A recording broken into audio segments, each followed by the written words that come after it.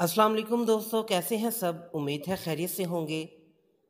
तो दोस्तों, तारीख़ में कुछ ऐसे रहनुमा गुज़रे हैं जिन्होंने अपनी बहादुरी, इंसाफ पसंदी और क़यादत के जोहर से अपनी कौम का नाम हमेशा के लिए रोशन कर दिया। बलोच कौम की तारीख़ में अगर किसी एक शख्सियत को सबसे नुमाया मुकाम हासिल है तो वो है मीर चाकर आज़म रिंद। आज हम जानेंगे कि ये अजीम बलोच सरदार कौन थे, इनकी शख्सियत कैसी थी, इन्होंने कौन से कारनामे अंजाम दिए और इनका सियासी और अस्करी किरदार बलोच तारीख़ पर किस तरह नक्श हुआ। जानने के लिए वीडियो को एंड तक देखें और जिन्होंने मेरा चैनल सब्सक्राइब नहीं किया वो ज़रूर करें, ताकि इसी तरह हिस्ट्री से मुतल्लिक आपके नॉलेज में इजाफ़ा होता रहे। तो चलिए दोस्तों, वीडियो शुरू करते हैं।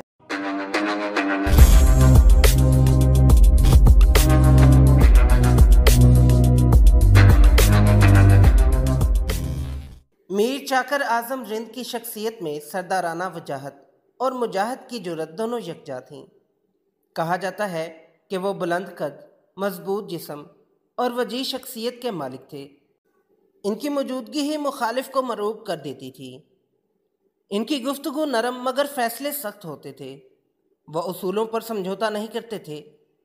सरदार होने के बावजूद वह अपने कबीले के आम लोगों के साथ बैठते, इनकी बात सुनते और फैसले हमेशा इंसाफ पर मबनी करते थे।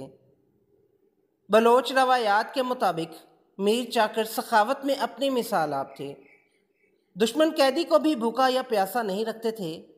वो सिर्फ एक जंगजू सरदार नहीं बल्कि एक सियासी रहनुमा, मुदब्बिर और कबाइल को जोड़ने वाला लीडर थे। इनकी शख्सियत की सबसे बड़ी पहचान ये थी कि वो कौम की इज्जत को अपनी ज़ाती जान से ज़्यादा अजीज़ रखते थे। बलोच तारीख़ की सबसे बड़ी खाना जंगी रिंद और लाशारी कबाइल के दरमियान हुई। ये जंग तकरीबन 33 साल तक जारी रही और पूरे बलोचिस्तान को अपनी लपेट में ले लिया। मीर चाकर रिंद इस जंग के सबसे नुमाया कमांडर और सरदार थे।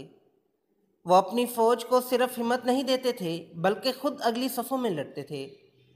कहा जाता है कि एक मौके पर जब रिंद फ़ौज शिकस्त के करीब थी तो मीर चाकर ने खुद तलवार हाथ में ली और लश्कर को हौसला दिया, जिससे जंग का रुख बदल गया।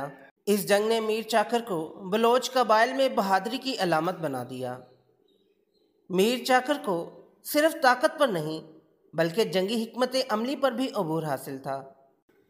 वो दुश्मन को मैदान जंग में घेरने और घोड़सवारों को चालाकी से इस्तेमाल करने में माहिर थे। इनके दौर में बलोच जंगी रवायतें और उसूल मजबूत हुए। वो जवानों को सिर्फ लड़ाई ही नहीं बल्कि कौमी इत्तेहाद और इज़्ज़त का सबक भी देते थे। मीर चाकर ने बलोचिस्तान से हिजरत के बाद पंजाब के इलाके सतगढ़ा, साहिवाल में अपनी रियासत कायम की। इनकी बहादुरी और सियासी हैसियत इस कदर बुलंद थी कि जब मुग़ल शहज़ादा हुमायूं शेर शाह सूरी से शिकस्त खाकर भागा तो मीर चाकर ने इसकी मदद की। मीर चाकर की फ़ौज ने हुमायूं को दोबारा ताकत हासिल करने का मौका फराहम किया। यह साबित करता है कि वो सिर्फ बलोच तारीख़ नहीं बल्कि बरे सगीर की बड़ी सियासत में भी अहम किरदार अदा करते रहे। बलोच शायरी और दास्तानों में मीर चाकर की शजाअत के बेशुमार वाक़यात बयान किए जाते हैं। कहा जाता है कि एक बार दुश्मन ने रात के अंधेरे में हमला किया तो मीर चाकर ने तन्हा अपनी तलवार के ज़ोर पर दुश्मन के कई सिपाही मार गिराए और अपने लश्कर को बचा लिया। एक और रवायत के मुताबिक वो कभी पीठ फेर कर मैदान नहीं छोड़ते थे। उनका कौल हमेशा मशहूर था, बलोच का सरदार मर तो सकता है मगर भाग नहीं सकता। आज भी बलोच नौजवान मीर चाकर को अपनी जुर्रत और गैरत की अलामत समझते हैं।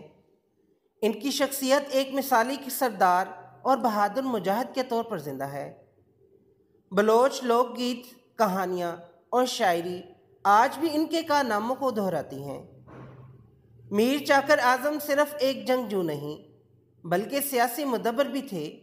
उन्होंने समझ लिया था कि बलोच कबाइल की असल ताकत इनका इत्तेहाद है, इसलिए वो हमेशा कोशिश करते रहे कि रिंद, लाशारी और दीगर बलोच कबाइल को एक झंडे तले लाया जाए। मीर चाकर के फैसले हमेशा दूर अंदेशी पर मबनी होते थे। वह दुश्मन को सिर्फ ताकत से नहीं बल्कि चालाकी, اور سفارتکاری سے بھی شکست دیتے تھے۔ رند اور لاشاری جنگ کے بعد اگرچہ بلوچ معاشرہ کمزور ہوا، لیکن میر چاکر نے ہار نہیں مانی۔ وہ جانتے تھے کہ بکھرے ہوئے قبائل کبھی بڑی طاقت بن سکتے ہیں۔ انہوں نے بلوچوں میں قومیت اور اجتماعی طاقت کا تصور مضبوط کیا، اسی لیے آج بھی انہیں بلوچ اتحاد کی علامت مانا جاتا ہے۔ میر چاکر کی سب سے بڑی خوبی ان کی جنگی قیادت تھی۔ وہ ہمیشہ اگلی صف میں لڑتے اور اپنے فوج کو حوصلہ دیتے۔ ان کے پاس ہزاروں گھڑ سوار اور پیدل فوج تھی، مگر اصل طاقت ان کی منظم جنگی حکمت عملی تھی۔ وہ گھات لگا کر حملہ کرتے، دشمن کو گھیرتے اور کمزور جگہ پر وار کرنے کے ماہر تھے۔ ان کے لشکر کی ایک خصوصیت یہ بھی تھی کہ وہ دشمن پر اچانک حملہ کرتے اور جنگ کا نقشہ بدل دیتے۔ جب مغل بادشاہ ہمایوں شیر شاہ سوری کے ہاتھوں شکست کھا کر بھاگا تو میر چاکر نے اسے اپنی سرزمین میں پناہ دی۔ انہوں نے نہ صرف اسے تحفظ دیا بلکہ اپنی فوجی مدد بھی پیش کی۔ اس مدد کے بعد ہمایوں نے دوبارہ طاقت حاصل کی اور مغل سلطنت کو بحال کیا۔ یہ واقعہ ثابت کرتا ہے کہ میر چاکر صرف بلوچستان تک محدود لیڈر نہیں تھے، بلکہ پورے بر صغیر کی سیاست ان کا وزن موجود تھا۔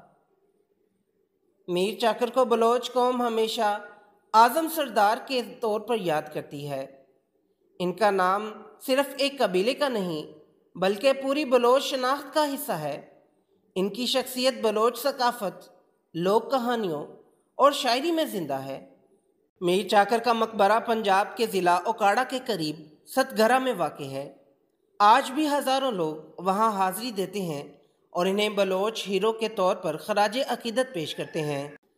بلوچ لوک شاعری میں میر چاکر کو بہادری، غیرت اور انصاف کی علامت کے طور پر پیش کیا جاتا ہے۔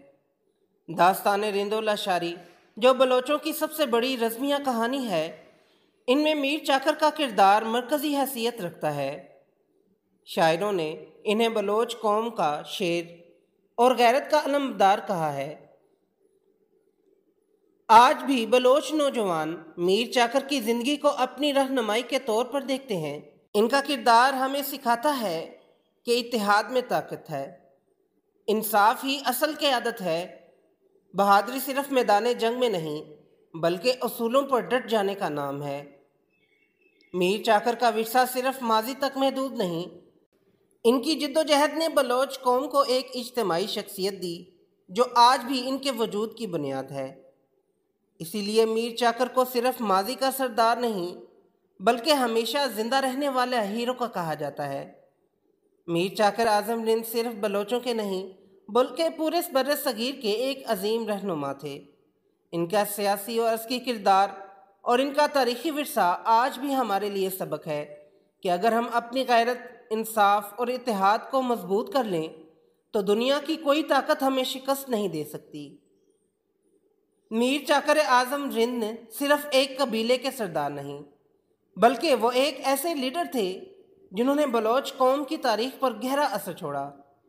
ان کی بہادری، انصاف پسندی اور قیادت آج بھی بلوچوں کے دلوں میں زندہ ہے۔